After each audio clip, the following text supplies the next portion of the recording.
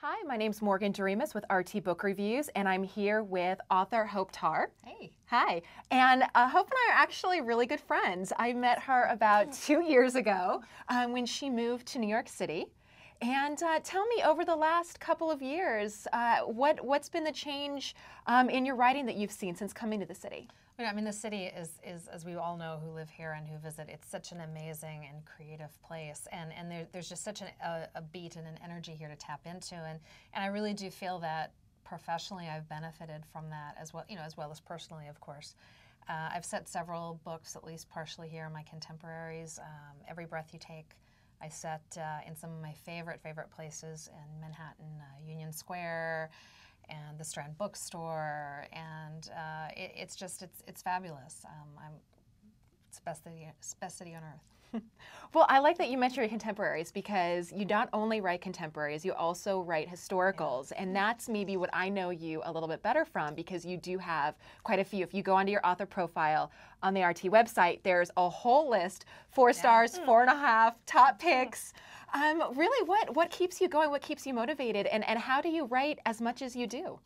Well, I mean, that's very, very nice of you, foremost. I don't think I write as productively as maybe I should sometimes, but I love what I do, and I did start out as a historical author. I've always been a big history geek, British history particularly. And what I found a couple years ago when I started writing the contemporaries was that rather than sort of detract from my historical voice, it actually energized me. So both of those voices are Hope Tarr's voice, but the historical voice is a little more elegant, a little more formal, of course, and then the contemporary voice really lets me sort of be a bit of a sassy bad girl and get that side of me out too.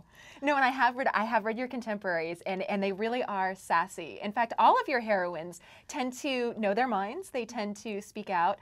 Even your historical characters, one thing that I love while reading them is so many times in an historical, we'll get kind of that shy miss. She's real young. She might not know the ways of the world. And your heroines tend to be a little more worldly, a little more independent, I guess. Does that come from you? I like to think it does. I mean, certainly all of my characters are composites, and I think that that's probably the case with most authors. But I've never been particularly attracted to Missish heroines who are stitching their samplers. Personally, there's some people who write those. Not that there's anything wrong with that. Not that there's anything wrong with it. If there's a virgin in one of my books, it's most likely to be the hero.